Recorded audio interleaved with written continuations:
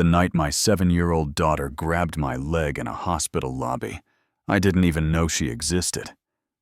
By the time I realized whose child she was, her mother was flatlining on the other side of a glass door. If a dusty little girl dropped to her knees in front of your $1,000 suit and begged you to save her mother, what would you have done? Be honest with yourself. I was walking through the lobby at St. Luke's, one of those private hospitals that looks more like a 5-star hotel than a place where people bleed and die. The marble floor was polished so clean it reflected the ceiling lights. The air smelled like disinfectant and cologne.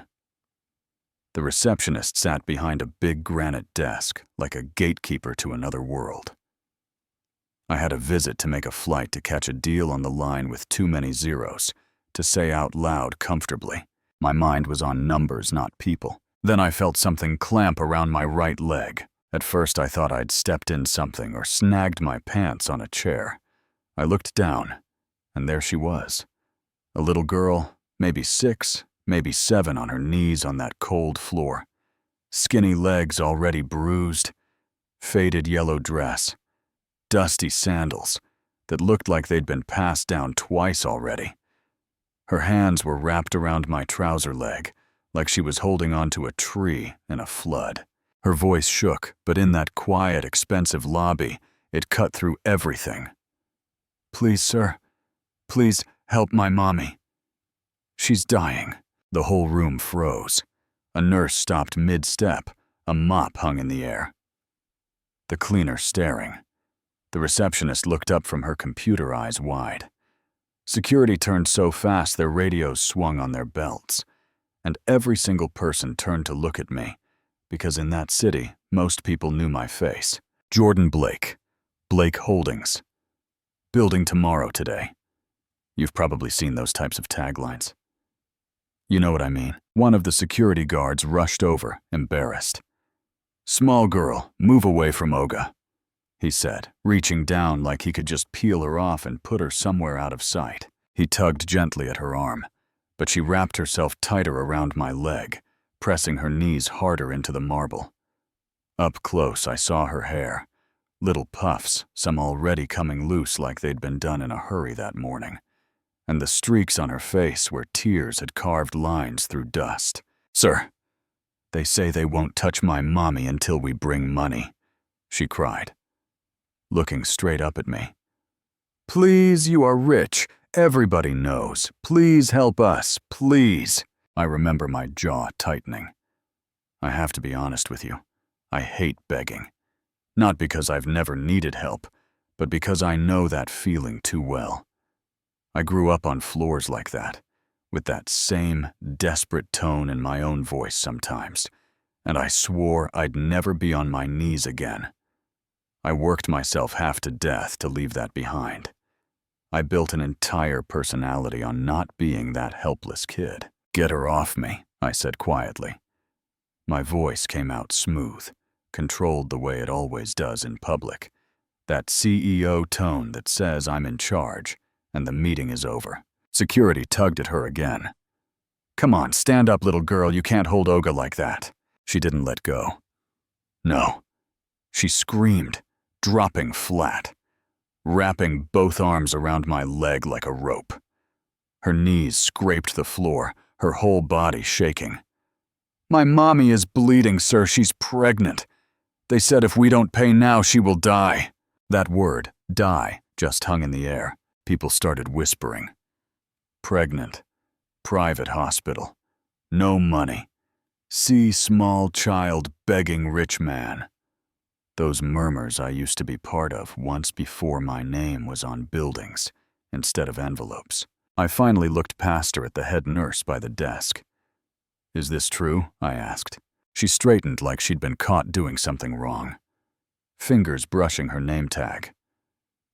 "Yes, sir," she said. "Her mother is in emergency. The doctors say they must operate, but there is no deposit. We were trying to find a solution, but government hospital is full. There is nowhere else she can go." "So if nobody pays," I asked. "She just waits there." The nurse glanced down the corridor, lowered her voice. If we don't get the deposit soon, the doctor may have to prioritize other patients. That's the polite way to say. She might die while we argue about numbers. The girl's fingers dug deeper into my leg. Please, sir, you can save her. You are the richest man in the city, they said so on TV. I used to like that phrase. Richest man in the city. It looked good in magazines, sounded good in interviews. That day in that lobby coming out of a child's mouth, it felt like a verdict.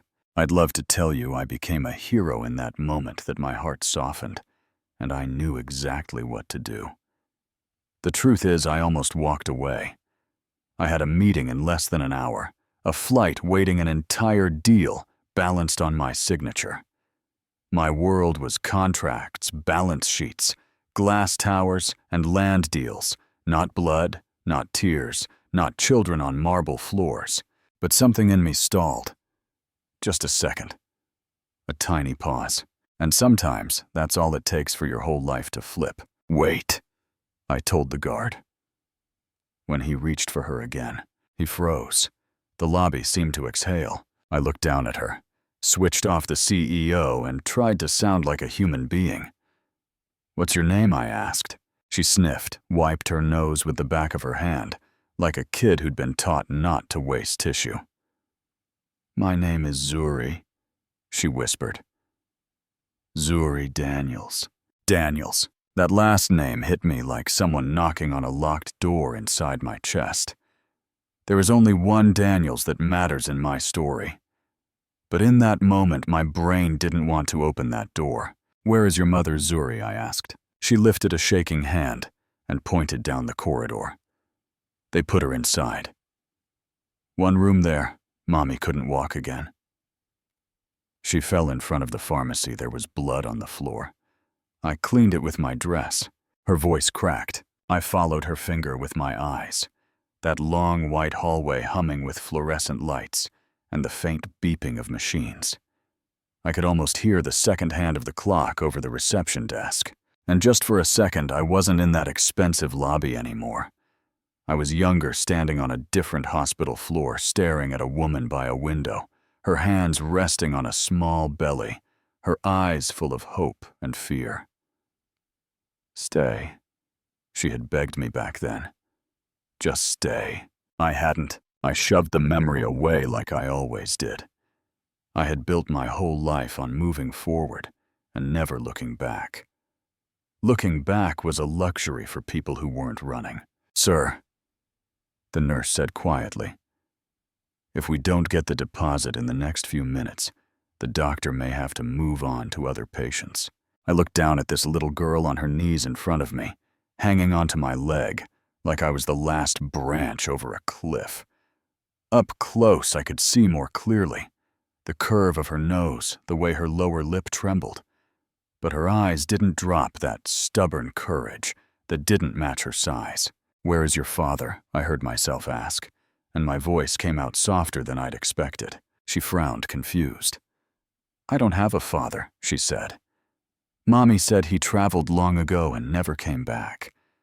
She said some fathers forget their children like old shoes. But I don't believe her. I think maybe he just got lost. Maybe he is looking for us right now. That line went straight through me. Lost. I cleared my throat, put my mask back on, straightened my shoulders. All right, I said, slipping into the voice I used when signing contracts.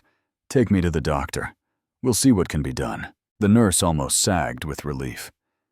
Yes, sir. Thank you, sir. Dr. Mensah is an emergency. Zuri's eyes widened.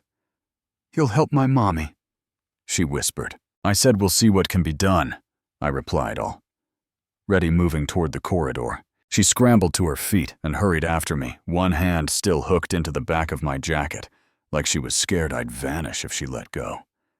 As we walked, the hospital swallowed us whole. White walls, harsh lights, antiseptic, that low hum of machines, and whispered conversations.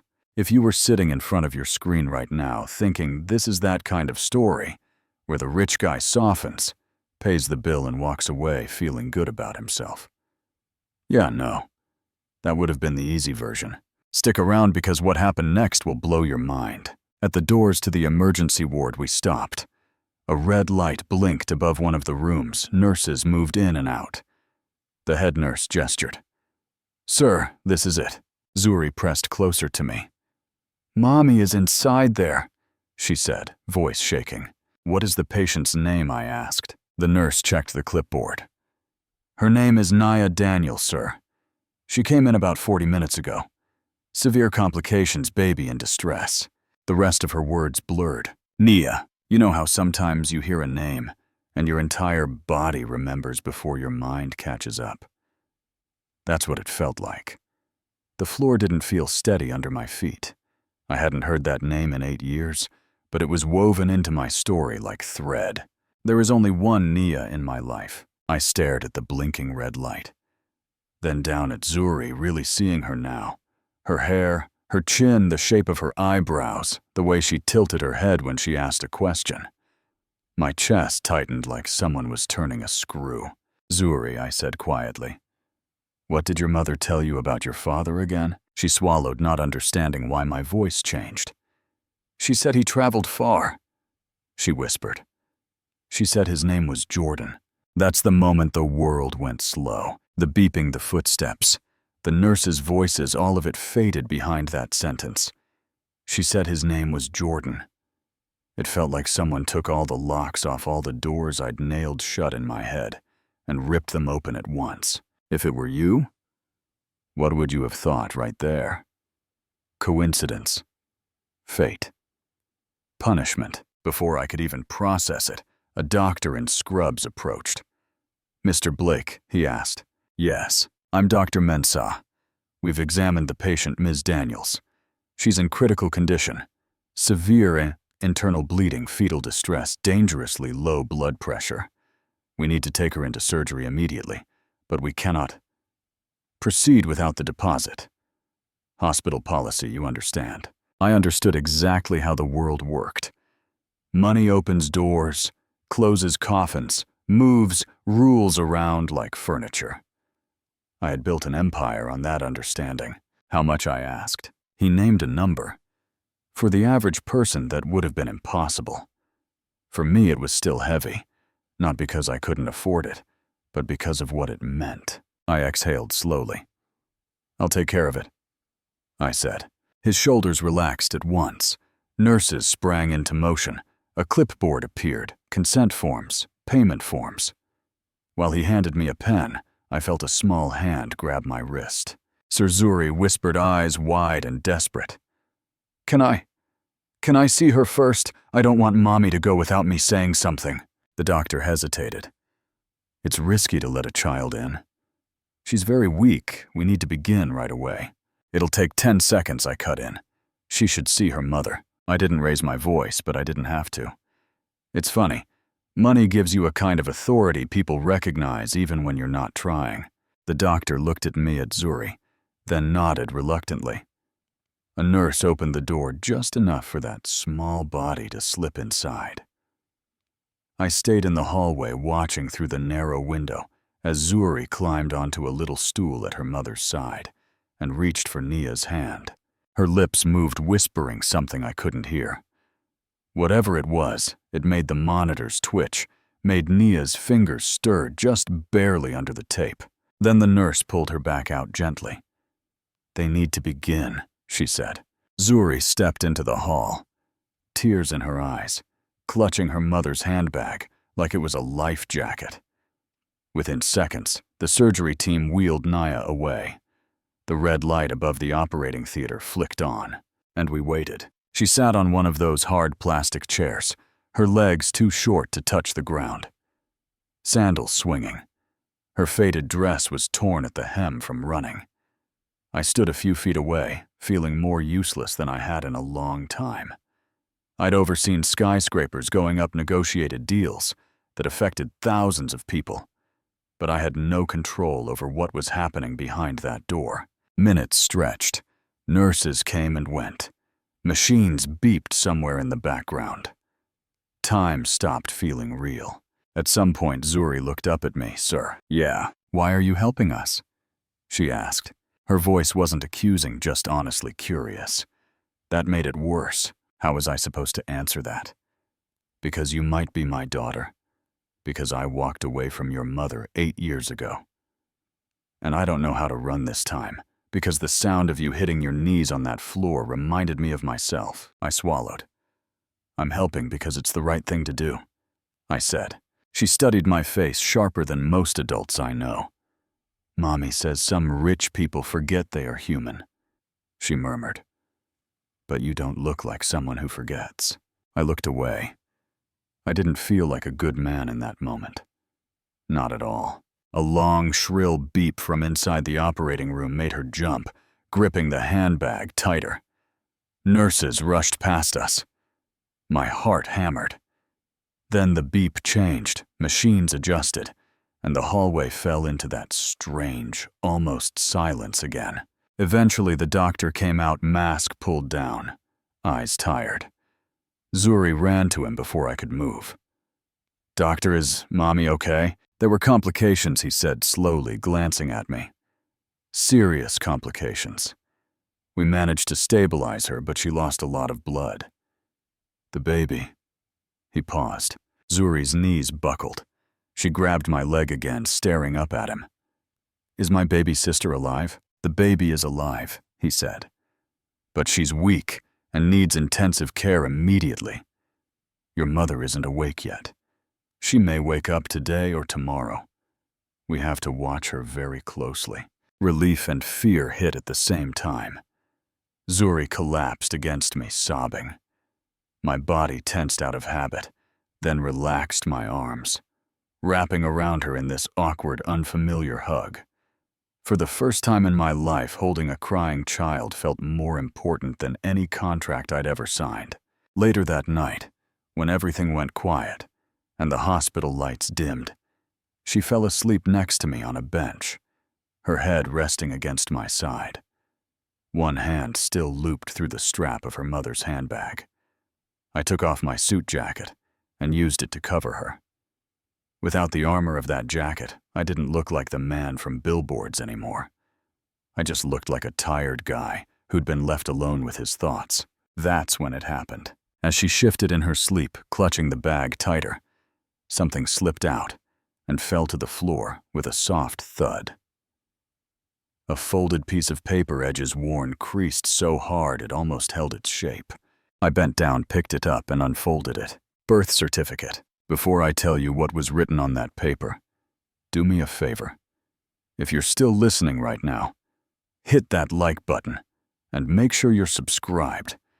Because if this story already has your heart racing, what comes next is the part that kept me up for nights. And I mean that. I looked at the lines one by one. Child's name, Zuri Nia Daniels. Mother's name, Nia Dana Daniels. Father's name, Jordan Isaac Blake. Status absent at birth. Date of birth 7 years ago. There are moments in life when you can literally feel something inside you crack. This was one of those. My heart hit my ribs so hard I thought it might break through. The hallway around me blurred. I couldn't hear the nurses, the beeping, nothing. Just the blood pounding in my ears, and that one word, father, stamped next to my name. I had been absent at birth. Not by accident. Not because I'd been in some accident or locked away somewhere. No. I was absent because I was on a plane chasing a deal, building a company, believing I was making the right sacrifices. 7 years. 7 years I hadn't even known she existed. A nurse walked over, noticed my face. "Sir, are you all right?" "Yes." I lied. Folding the paper carefully, my hands shaking. "I'm fine." But nothing in me was fine. Not my past, not my present, not this future I'd been building on top of half-truths. I looked down at Zuri, sleeping with her cheek pressed against my jacket, lashes still damp from tears. My daughter. My blood. A child I had abandoned without even realizing it. Yeah, that happened. A little later, they let us see the baby. The neonatal intensive care unit was small and quiet, lined with incubators glowing softly in the dark. Machines hummed and beeped. Tiny chests rose and fell behind glass. The nurse led us to a clear box. Inside lay a tiny baby girl, skin soft brown. A little ring of dark curls sticking to her head tubes taped to her hands. A monitor tracking her brave little heart. She needs careful monitoring, the nurse said. But she's fighting, like Mommy Zuri whispered, pressing her small palms to the glass. Would you like to name her? The nurse asked gently. Your mother didn't get the chance. Zuri nodded. Mommy said the baby is a girl. Her name will be Amani. It means peace. Amani, I repeated quietly, the word soft in my mouth. I placed my fingertips on the incubator. The glass was warm from the lights inside. I felt something I wasn't familiar with washing over me. Not fear, not ambition, not the usual rush of closing a deal. Responsibility. The weight of 7 lost years pressing down from the other side of a tiny plastic box. Sir Zuri asked suddenly, still staring at her sister. Do you think my daddy would have loved her? Mommy said he went far away, but she said he used to love her before he traveled. My chest tightened so hard it hurt. I opened my mouth to answer, but the hospital loudspeaker crackled. All emergency staff to the surgical ward. All emergency staff now. The nurse stiffened. That's your mother's floor, she said. Zuri's face went pale. Mommy, let's go, I said, grabbing her hand. We ran down the corridor, past the waiting area, turned the corner, and walked straight into chaos. Nurses and doctors crowded around Nia's bed. A crash cart rolled into the room. The monitor emitted a harsh, continuous tone. Flatline. Zuri lunged toward the door. Mommy! I caught her mid-run, lifting her off the ground.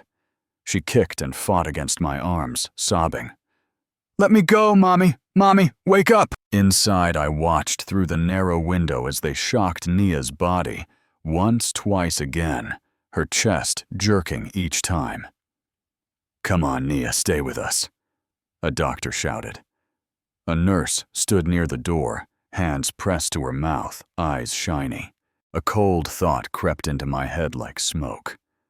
What if I came too late again? What if I failed her twice? Time stretched. My arms burned from holding Zuri's writhing, terrified body. But I didn't let go. Finally, just as the doctor was about to call time, the monitor beeped. Then again. A weak, shaky rhythm appeared on the screen. She's back. We've got a pulse. Zuri froze in my arms. Her voice came out in a broken whisper. Mommy, she's alive. Yes, I said, my own voice shaking. She's fighting. They stabilized her again, but the doctor told me the truth straight. She's very fragile.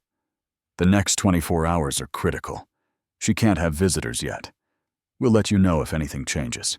I nodded numb. And as if that wasn't enough trouble, decided that was the perfect moment to walk in, wearing a suit and a fake smile. 2 men in black suits stepped into the surgical wing. Their movements were too sharp, too purposeful. They scanned the hallway like they were looking for something specific. Someone. Pray. They went straight to the nurse's station. We were told Ms. Nia Daniels is being treated here, one of them said. We need access to her room. The nurse hesitated. She's in critical condition. Only family. We are family business. The shorter one cut in, flashing an ID card too fast for anyone to read. We need to retrieve certain documents from her belongings. Something about their tone made every muscle in my body tense. I'm sorry, the nurse said. Her things are with security until... That's okay, the taller man interrupted. We'll coordinate with them. That's when I stepped forward. Who exactly are you? I asked. They turned and saw me. Recognition flickered across their faces. People usually get nervous when they realize they're standing in front of the man who owns half the buildings in their skyline. These two didn't flinch much. That told me plenty. And you are one of them, asked. I'm the person paying for her treatment, I said.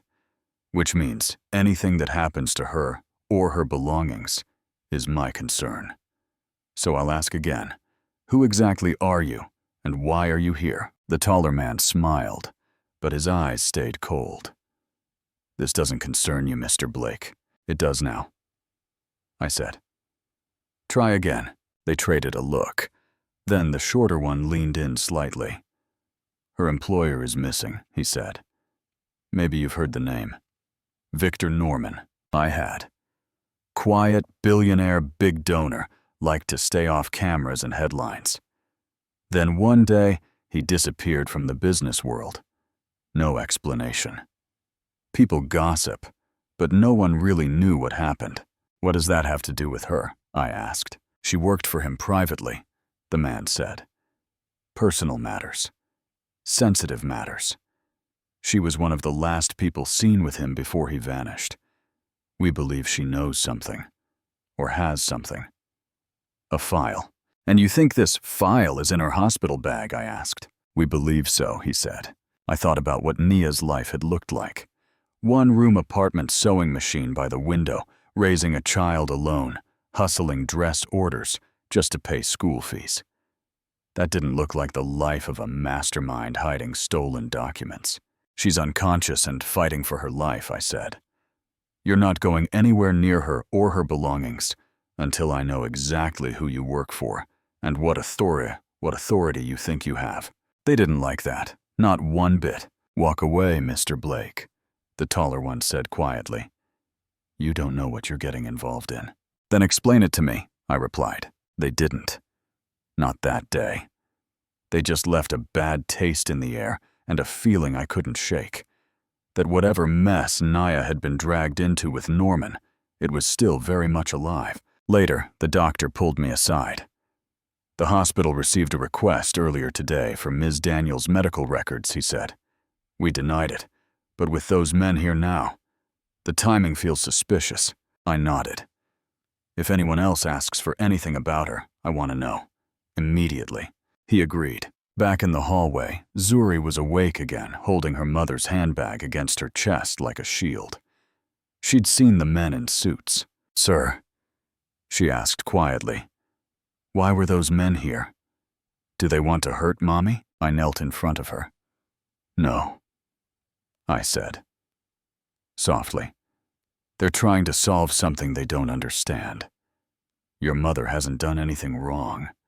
Sometimes bad people try to blame good people when they want to hide their own secrets. Her eyes filled again. Mommy said someone bad is looking for her, she whispered. She didn't tell me who, but she said if anything ever happened to her, I should run. But I didn't run. I stayed. Did I do wrong? My heart twisted. No, Zuri, I said, pulling her into a hug. You did everything right. You saved your mother's life. She clung to me for a long moment. Then she pulled back, wiped her eyes, and said something that shook me in a different way. Sir, when Mommy wakes up, can she come home with you? She asked. Our house is not safe. I froze. My penthouse had never felt so far away. My life had been carefully arranged. Schedules, assistants, routines. No surprises. Family didn't fit into that structure. Real family with history and pain and danger. Definitely not. But looking at this little girl, my little girl, asking if her mother could come home with me, because their place was not safe, I realized my carefully controlled world was gone, whether I liked it or not. Before I could answer, a nurse appeared. Mr. Blake, the doctor, wants a word with you. In his office. We went together, Zuri holding my hand like a lifeline. In the office, Dr. Mensah looked tired, conflicted. He held Nia's chart, but didn't look at it right away. It's about Ms. Daniels, he said slowly, and the circumstances around her pregnancy, and a possible medical match. A match for what I asked, even though I already had that birth certificate burning a hole in my pocket. For paternity, he said carefully. Based on certain indicators, I believe we may need to run a test. It isn't standard procedure, but in this case, it might influence how we proceed with her care and legal decisions. We can't do anything without consent, but before he could finish, there was a knock at the door. A security guard stepped in out of breath. "Sir," he said, "you need to come to reception immediately. The two men from earlier, they're back." This time they brought police. Of course they had. We hurried back to the lobby. The scene waiting for us looked like something out of a courtroom drama. Two officers in uniform stood at the desk, one holding a document in a clear plastic sleeve. A warrant. The two men in suits were there, looking a lot more confident now that they had badges next to them. "Mr. Blake," one of the officers said, "we have reason to believe Ms. Nia Daniels is involved in an active investigation related to the disappearance of Mr. Victor Norman. We're here to retrieve her belongings and secure any potential evidence." Beside me, Zuri gripped my arm so tight her knuckles went white. "Are they here to take Mommy?" she whispered. "I won't let that happen," I told her without thinking. "Her condition doesn't exempt her from the law," the officer added. "What law exactly?" I asked. "The one that lets a woman almost die over a deposit and then treats her like a suspect instead of a patient." He lifted the plastic sleeve. "This warrant authorizes us to seize items connected to the investigation. Any files, documents, or devices belonging to Mr. Norman that may be in her possession." "Let me see it," I said. He hesitated, then handed it over. Years in business taught me to read contracts, government letters, anything with small print. This warrant allowed them to seize potential evidence, yes, but it didn't mention medical confidentiality. It didn't specify which items, and it definitely didn't name a hospital bag full of personal effects. "This allows you to take evidence," I said loud enough for the receptionist and nurse to hear. "Not personal medical property.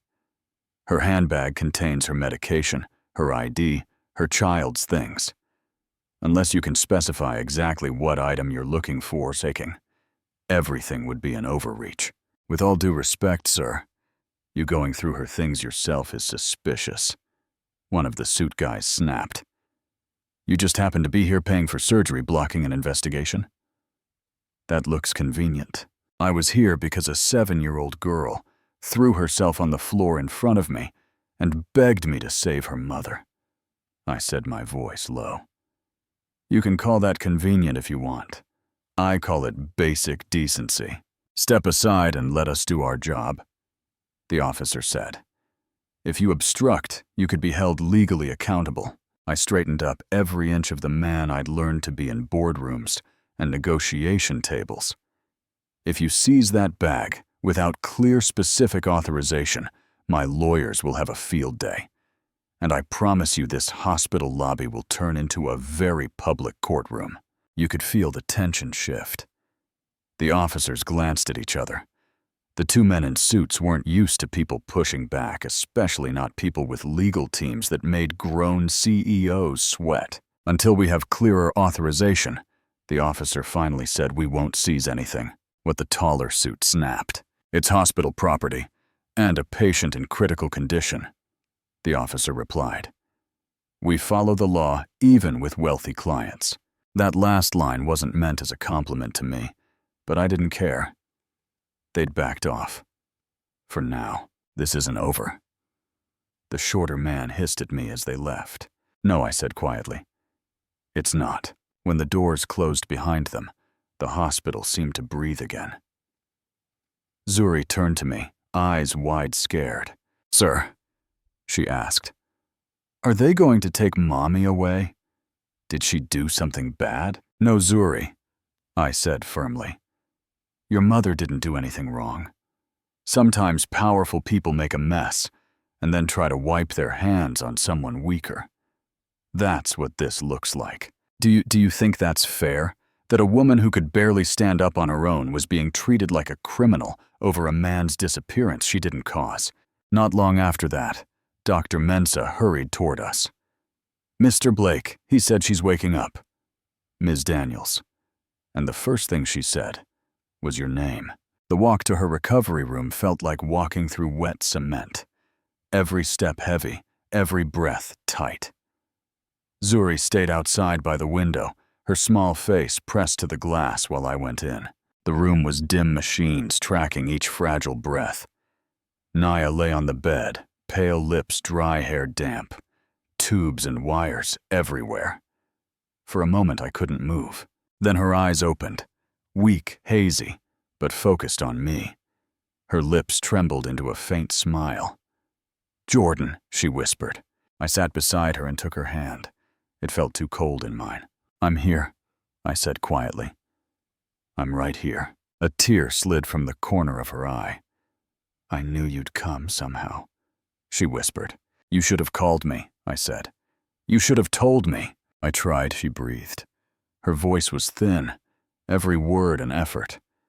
"When I found out I was pregnant, I tried to reach you. Your number changed. Your old office didn't know where you'd gone. I went there twice. No one could tell me how to find you. My chest hurt. I didn't know," I said. "I swear to you I didn't know." "I know," she whispered. Eventually I knew. But by then, things got dangerous. "Dangerous how?" She swallowed, eyes drifting for a moment. "Victor Norman," she said. "I worked for him before I knew I was expecting Zuri. He made me sign a private contract off the record, a personal assistant, always near him, always available. At first I thought it was a break, good pay, good connections. Then I saw who he really was. Controlling, jealous, possessive. He threatened to ruin me if I left." "Did he hurt you?" I asked, fighting the anger rising in my throat. "Not with his hands," she said. "But he knew how to scare someone who has nothing. When I tried to quit, he accused me of stealing from him. I didn't. I only took my own contract copy. 2 days later, he disappeared. And they decided, you must know something," I said. She nodded weakly. "His men watched me, asked questions, came around my building. I got tired of being afraid. I moved. I changed numbers. I focused on raising Zuri. When I heard on the radio what you'd become, I was proud, but I pushed gently. But you left so fast?" she whispered. "You wanted the world. I was afraid you'd see me and our child as a burden. So I protected her the only way I knew how. I kept her far away from all of this. From Norman, from you, from everything." "You shouldn't have done it alone," I said. My voice cracked on that last word. Mothers do impossible things when they have to. She answered, a tiny, tired smile on her lips. She turned her head slightly, looking toward the window. Through the glass, she could see Zuri's little face pressed there watching. "She looks like you," Naya whispered. "She is yours, Jordan." Hearing it out loud was different from reading it on a form. It settled in my chest with a weight that felt permanent. "Promise me something," she said, her voice almost a breath now. "Anything," I said. "Protect her," she whispered. "No matter what happens to me, protect Zuri." "Nothing is going to happen to you," I said quickly, panic in my voice. "You'll recover. We'll fix this. We'll—" Her fingers twitched in mine. "Promise me," she repeated. I swallowed hard. "I promise," I said. "With my life." She exhaled a shaky, fragile breath. "I want to see her," she whispered. I went to the door and opened it. "Zuri, come in." She ran in and went straight to the bed. "Mommy," she sobbed. "My bright star," Nia whispered, lifting her trembling hand to touch her daughter's face. They clung to each other, like the room was sinking. After a while, Zuri looked up, eyes shining with tears and confusion. "Mommy," she said softly. "Why did you call him by his name earlier? Do you know him?" Nia brushed her cheek. "Yes, baby, I know him." "Who is he?" Zuri asked, turning to look at me. The whole room seems to hold its breath. Nia looked at me, then back at her. "He is your father," she whispered. Zuri went completely still. You could see the thoughts racing behind her eyes. The way I'd stayed all night. The way I'd stopped the men in suits. The way nurses and doctors listened when I spoke. The way I'd held her when she cried. My father," she whispered. "Yes." I said, my throat tight. "I'm your father." She didn't run. She didn't back away. She just threw herself at me with everything she had. I caught her and held her arms around my neck, her small body shaking as she sobbed into my chest. I felt my own tears fall hot and unfamiliar. I had cried from frustration, from anger, from being broke and trapped as a kid. But this was different. This was grief for the years I'd missed fear for what might still happen, and something that felt a lot like hope. For the first time in 7 years, we were all in the same room. Mother, father, daughter. A family, if you want to call it that. The moment didn't last. Nia's breath hitched. The monitor beside her bed began screaming again, her body's stiffened eyes rolling back. Nurses were on her in seconds. The doctor shouted orders. Zuri screamed "Mommy," and tried to break free from my arms, but I held her tight. Her heart flatlined. Again. They shocked her again and again, each time her body jerking up off the bed. Zuri's screams were ripped through the room. I've heard the sound of metal grinding glass, shattering people shouting in boardrooms. None of it compares to the sound of your child screaming for their mother while you can't do a thing. Finally, the monitor beeped. Once, twice, then a faint but steady rhythm appeared. "She's back," the doctor said. "Keep her stable. We can't lose her again tonight." The room slowly calmed the chaos, shrinking back into controlled movements. Nia didn't wake, but her chest rose and fell, shallow, stubborn, alive. I stood there with my daughter in my arms, both of us shaking, looking at the woman who had carried all of this alone for 7 years, and something in me settled. I wasn't running anymore, not from my past, not from my mistakes.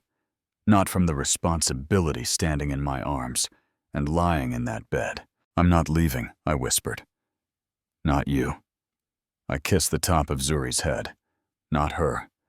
Not again." "Daddy," she whispered, her voice small and hoarse. "Are we going to be okay?" I thought about corrupt bosses missing billionaires, hospital policies that almost killed her mother, a system happy to blame the poor for problems rich men created. "I don't know how yet," I said honestly. "But yes, we're going to be okay. I'm going to make sure of it. That's where I'm going to leave you in this chapter of my life. Not with everything fixed, not with every villain punished or every question answered, but with one simple truth. A child who wasn't supposed to exist in my story grabbed my leg on a cold floor, and instead of shaking her off, I stopped. And that one pause forced me to decide what kind of man I actually am. So let me ask you one more time, and I want you to really answer in the comments, not just in your head. If it were you walking through that lobby in your best clothes schedule, full future set, and a dusty little girl dropped to her knees and begged you to save her mother, what would you have done? Would you have kept walking? Would you have thrown money at the problem and left? Would you have stayed while the system tried to swallow her whole? Do you think it's fair that in so many places a woman's chance to live comes down to whether a stranger with money feels like helping? Do you think someone like Nia should have had to choose between safety and telling me the truth about our child? Do you think a man like me deserves a second chance at fatherhood after being absent at birth for 7 years? I know how I'm trying to answer those questions now, with the way I live, with the fights I pick, with the things I refuse to look away from anymore. But I want to hear from you. If this story hit you in the gut, don't just scroll away and forget it happened. Tap that like button so more people hear it. Hit subscribe. If you want more real, messy human stories like this, and please, share your thoughts in the comments. Tell me what you would have done in my place. Tell me if you think I deserve forgiveness. Tell me if you've ever seen money decide who gets help and who gets pushed aside. Disagree with me. Defend me. Blame me. Share your own story with hospitals, with absent parents, with powerful people, trying to dump their mess on someone weaker. This isn't just my story. It's a mirror for how a lot of our world really works. I'll be down there reading everything you write.